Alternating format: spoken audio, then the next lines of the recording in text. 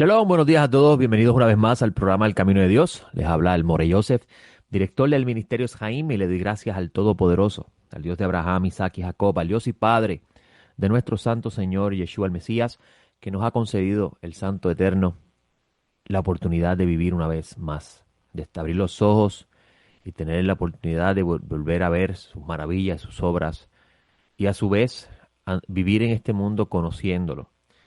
El Santo Maestro en uno de los relatos que recopilan, uno de los textos que recopilan su enseñanza, dice que la vida eterna es conocer al Eterno, a su Padre, y conocerlo a Él. Y abrir los ojos nada más nos da la oportunidad de poder contemplar las maravillas de Dios y ver cuáles son sus actos y a la misma vez considerar la existencia y la permanencia de este ser supremo, a quien llamamos Dios. Usted está escuchando el programa El Camino de Dios, programa que llega a ustedes de parte del Ministerio Jaim, y este ministerio tiene un centro de estudio, el Centro de Estudio Hebraico El Camino Nazareno. Se encuentra ubicado en la carretera 511 del barrio Realanón en Ponce, y nos reunimos todos los sábados a partir de las 9 de la mañana. Este centro de estudio se encuentra ubicado en Plaza Real Anón. Allí comenzamos a las 9 de la mañana y terminamos cerca de la 1 de la tarde, donde empezamos comenzando un poco de la Sagrada Escritura, en lo que van llegando los hermanos, y luego eh, comenzamos las oraciones, extraemos nuestro rollo de Torá. Tenemos un rollo de Torá escrito completamente en hebreo, hacemos una pequeña lectura de esa porción, luego leemos la porción semanal, luego leemos el extracto o la porción que nos corresponde también leer de esa misma porción. Es un poquito complicado explicarlo aquí en el programa de radio. Y luego hacemos un comentario del texto. A la misma vez hablamos de otros temas relacionados a la Sagrada Escritura. Si alguna vez usted desea visitarnos, puede hacerlo. Si alguna vez que usted quiere conocer y aprender sobre la Sagrada Escritura y el pensamiento conceptual judío, el pensamiento conceptual israelita, digo israelita y judío porque cuando hablamos del pensamiento conceptual israelita nos estamos refiriendo a los documentos que marcan la historia de Israel antes del periodo del exilio babilonio. Y cuando hablamos del pensamiento conceptual judío, estamos hablando de los documentos que comienzan a marcar lo que luego se va a llamar la identidad judía y el judaísmo o los judaísmos del Segundo Templo, específicamente ya para el periodo de la aparición del Mesías de Israel, el Santo Maestro Yeshua. Y nosotros hablamos de este pensamiento conceptual, también hablamos de la evolución de este pensamiento conceptual, de cómo a partir del Segundo Templo también comienzan a desarrollarse unas ideas, unas formas de pensamiento que están marcadas, tienen su origen en la propia lectura de los textos, pero influenciados por el mundo cultural que los está rodeando. Y la Biblia no está ajena a esto. La Biblia tiene sus orígenes en el mundo cultural que rodeaba al antiguo Israel, rodeaba al judío de Judea, de la Judea del Segundo Templo, específicamente el periodo de retorno.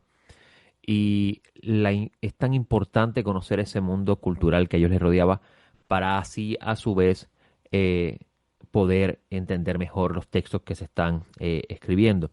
Y hoy primeramente voy a mencionar la lectura que hicimos el día de ayer. El día de ayer leímos la sección de la Torá titulada Bait Hanan. Bait Hanan significa e imploré. Eh, Bait Hanan se encuentra en Deuteronomio 3:23 y termina en el 7:11.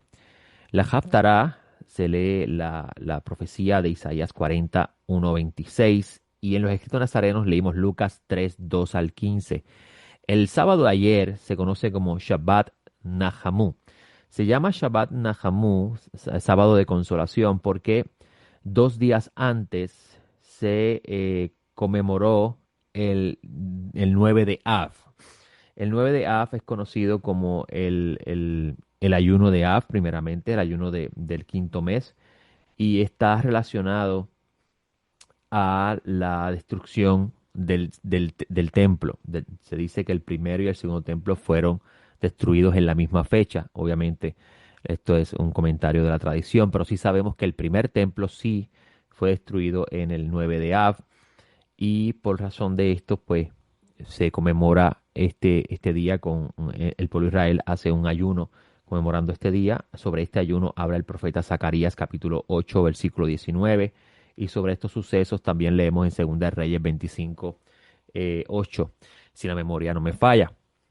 Y por ello es que este sábado pasado se conoce como el sábado de consolación por la lectura de Isaías 41:26, donde el profeta va a hablar del deseo de Dios consolar a su pueblo y de cómo su sufrimiento eventualmente cesará con la aparición del Mesías. Eh, que decía que cuando usted lee las Sagradas Escrituras, lo que llamamos los textos sagrados, eh, a veces pensamos que toda la Biblia es una narración uniforme histórico. O sea, la Biblia va a hablar de historia pasada. Y eso, en mi opinión, y no es la opinión solamente de este servidor, sino de bastantes estudiosos académicos que han hecho análisis de estos textos, raya o se distancia de la verdad interna de los textos. La Biblia no está hablando en una sola voz, ni la Biblia está concentrado en historia solamente. La Biblia contiene poesía, la Biblia contiene profecías, la Biblia contiene relatos históricos pertenecientes al mundo de Israel, específicamente del periodo de los reyes, el periodo de los jueces, y también posee memoria antigua de los sucesos que rodearon el Éxodo y Moisés como el profeta escogido para convertirse en el mediador entre Israel y Dios. Y también la Biblia va a contener ciertos relatos míticos que no son estrictamente históricos, sino su contenido busca transmitir un mensaje dentro de ese relato mítico.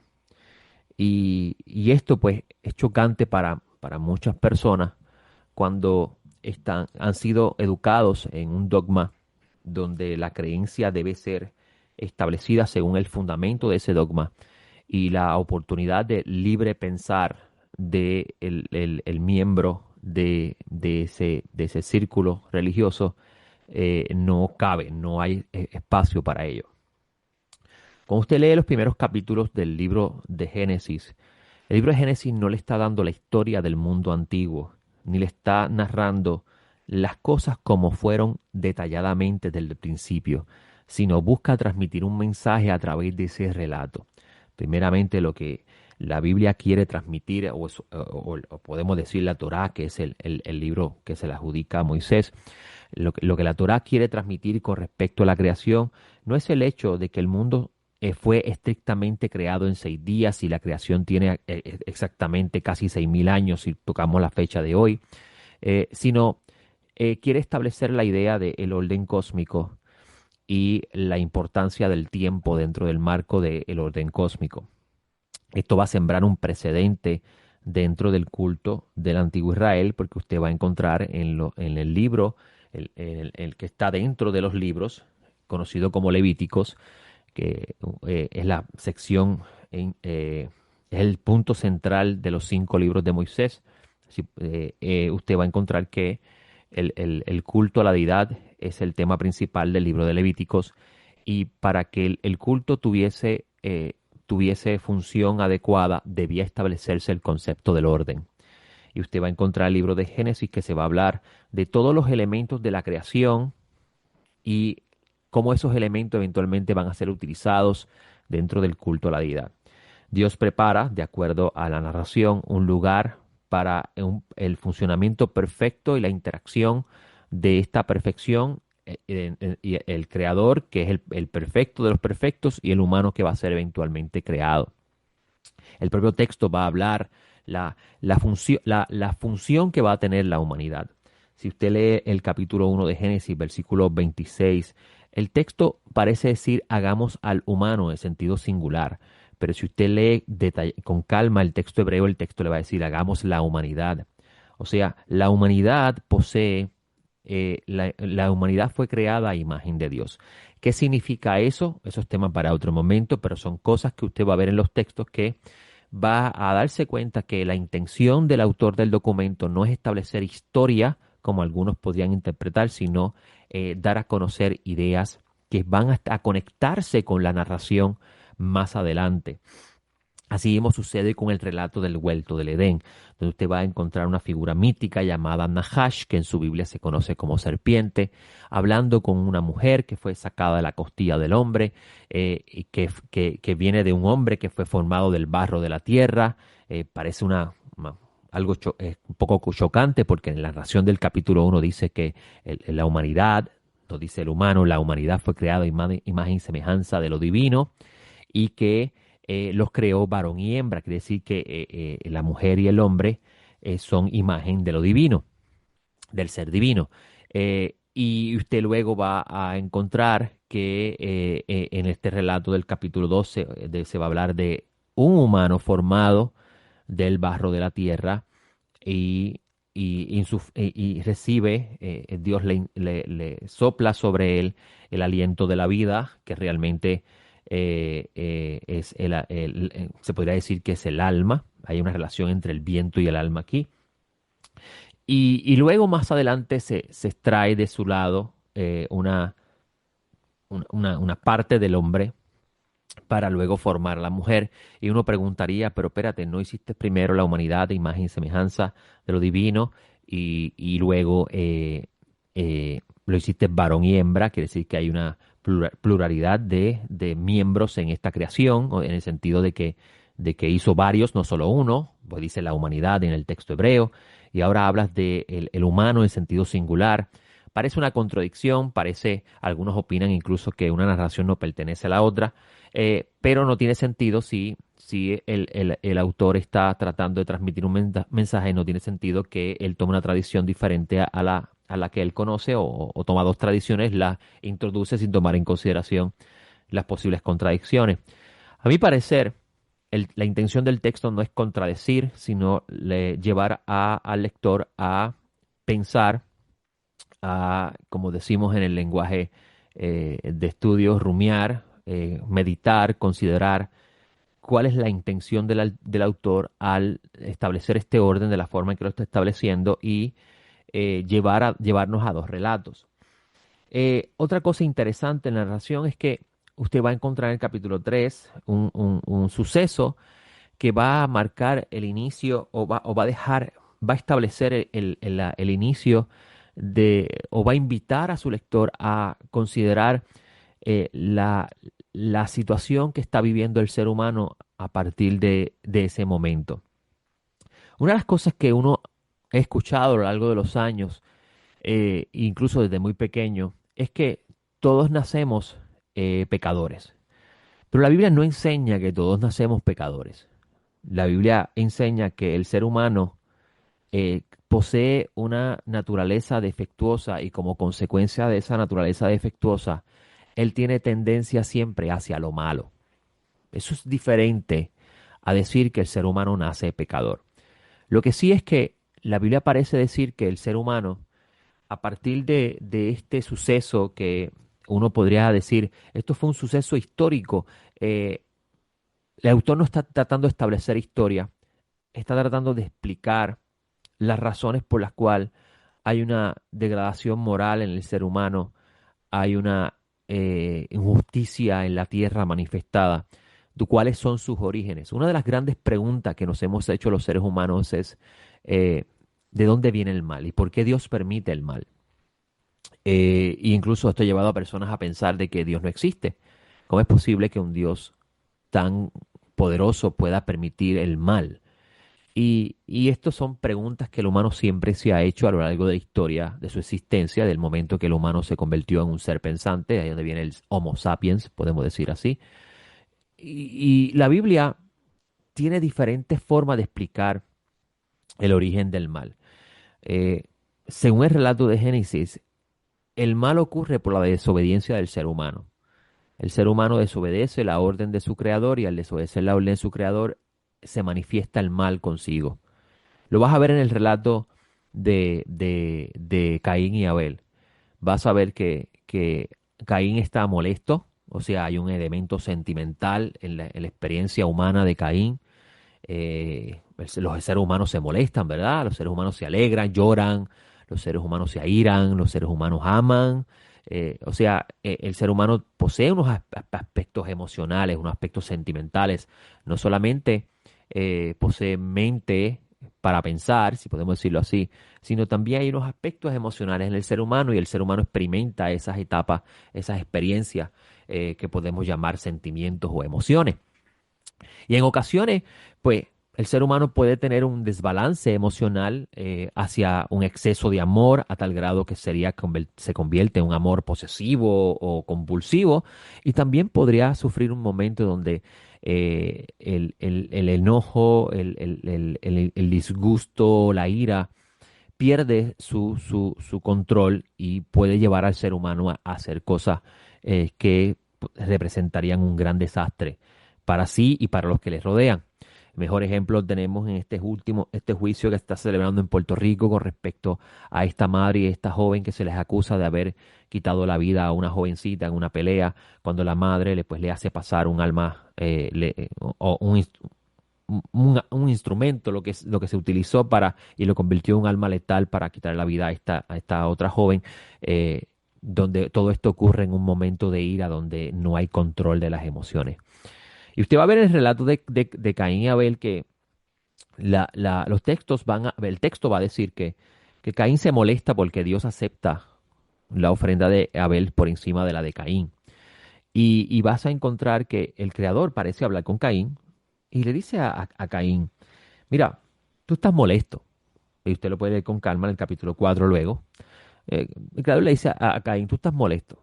Y el deseo de excederte en esa molestia, que es lo que significa pecado, pecado significa fallar en el blanco. ¿Sabe usted eso? Uno piensa, por eso es que en el centro de estudio yo enseño que la palabra pecado no es una palabra justa para lo que la Biblia habla con respecto a transgredir. ¿Por qué? Porque usted ha escuchado la frase pecado es pecado. La Biblia no te va a enseñarle eso. La Biblia te va a enseñar que hay transgresiones que no causan daño, y transgresiones que sí causan daño y transgresiones que se conocen como transgresiones de maldad, cuyo propósito es destruir. Y eso se considera iniquidad. En hebreo se llama abón.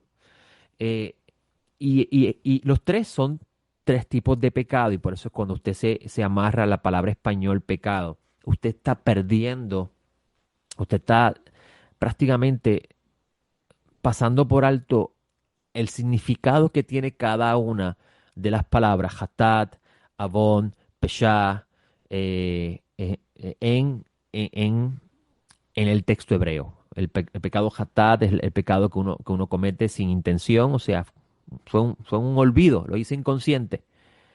No había conciencia en mi acto. Fue un acto de olvido. Está el pecado consciente, que se conoce como el peshá, la falta con intención, y está la falta con maldad extrema, que se conoce como el abón, la iniquidad. Eh, y todas estas tres se utilizan para pecado. Y así que es importante conocer este idioma y su significado para el momento de hablar de pecado. Y en este relato, regreso al texto de Caín, usted va a encontrar que Dios está diciéndole a Caín, tú, tú, tú estás molesto y el pecado, o sea, el deseo de excederte, está a la puerta, está a punto de manifestarse, pero tú puedes controlarlo. Incluso lo voy a leer el texto tal como lo tengo en la Biblia textual. Dice en el versículo 7 del capítulo 4, si obras bien, no serás enaltecido, pero si no obras bien, el pecado acecha a la puerta y su deseo, que es lo que significa concupiscencia, va contra ti, pero tú has de dominarla.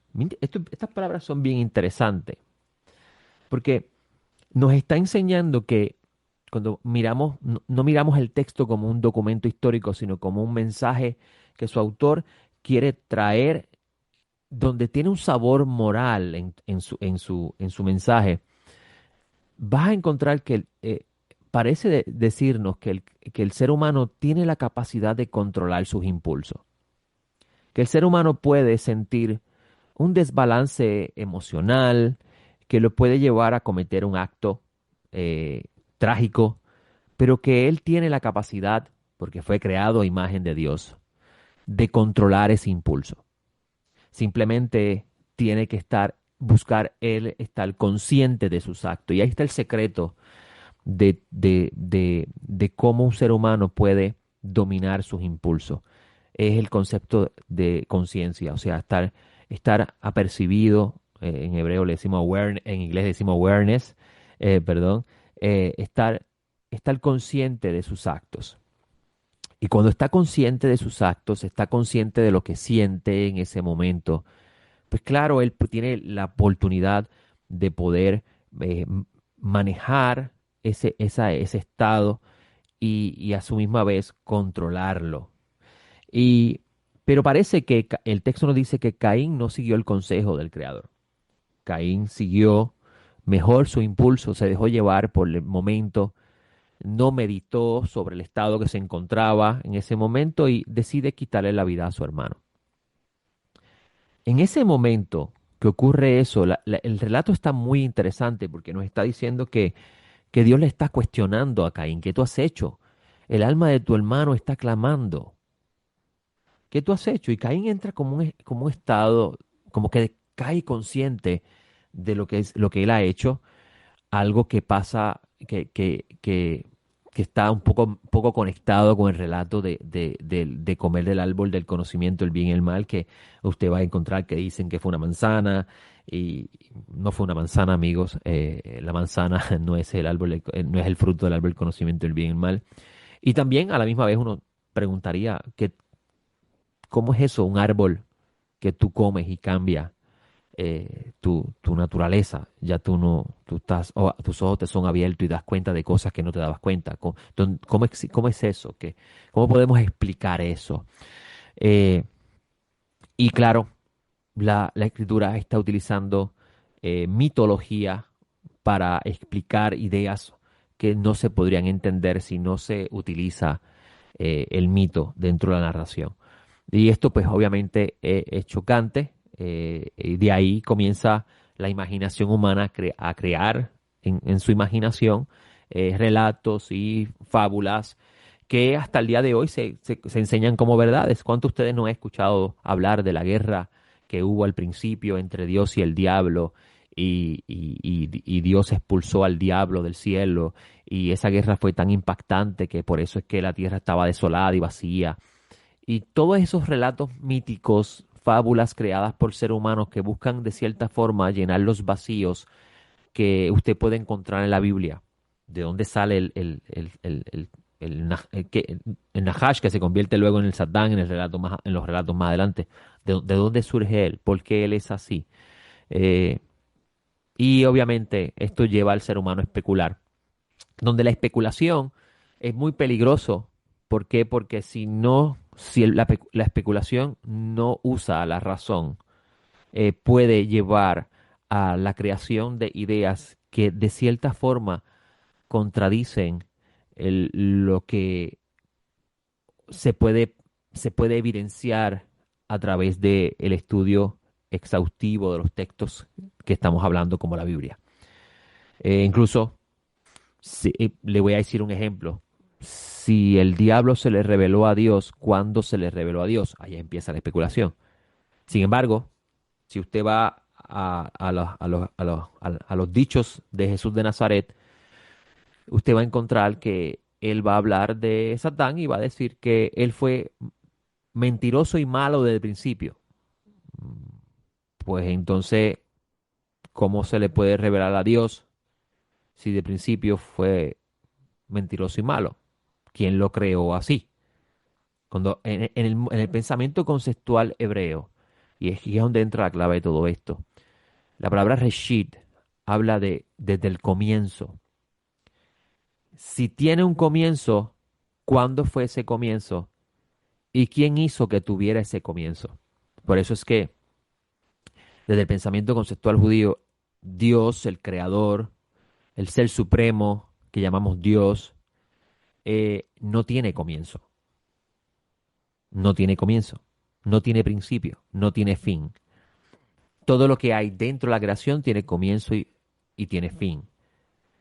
Pero en esencia el creador, que no pertenece a la creación, sino la creación está en él, como enseña Pablo de Tarso, no tiene principio.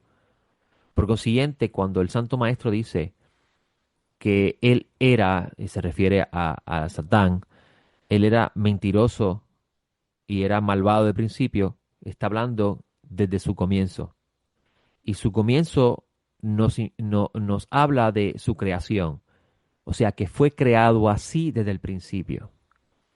Por consiguiente, la pregunta que uno haría cuando estudia la escritura de una forma reflexiva, usted está pensando cuando está leyendo, es ¿por qué lo creó así?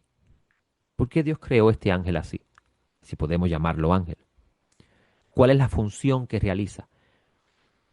¿Por qué existe de esta forma? ¿No sería mejor Dios que lo eliminara desde ya? Y ahí es donde entra todo lo que luego los pensadores judíos a lo largo de la Biblia, los antiguos israelitas, luego los judíos, porque son los de Judea, y hasta el día de hoy todavía se sigue hablando de estos temas en los círculos judíos, comienza a partir de estas preguntas que tienen su origen en el mismo texto, comienza entonces a hablarse de la función que va a hacer el mal dentro de la creación. Más cuando vas a encontrar en Isaías capítulo 45 que Dios le dice a través del profeta a un rey que es de la cultura de pensamiento dualista de Zoroastro, o sea, los persas, una de las religiones más antiguas del mundo, diciendo que él es el que crea el mal. Y esto es impactante para nosotros que leemos la Biblia, porque pensamos que Dios es todo amor. Si Dios es todo amor, ¿cómo es posible que Él creó el mal? Y regresando al tema de Caín, usted va a encontrar que eh, Caín entra como un estado consciente de que yo he hecho, porque se preocupa por sí mismo y que ahora quien me encuentre por ahí me va a quitar la vida.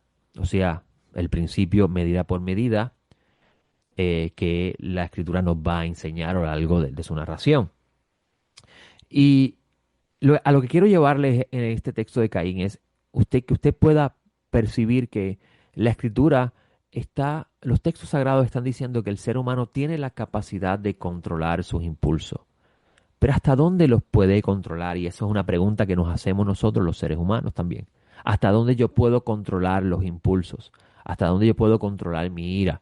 ¿Hasta dónde yo puedo controlar mi obsesión por las cosas? ¿Hasta dónde yo puedo tener el control de mis sentimientos? Y hay momentos en que el ser humano pierde conciencia de sí mismo y a su vez en ellos ocurre un desbalance.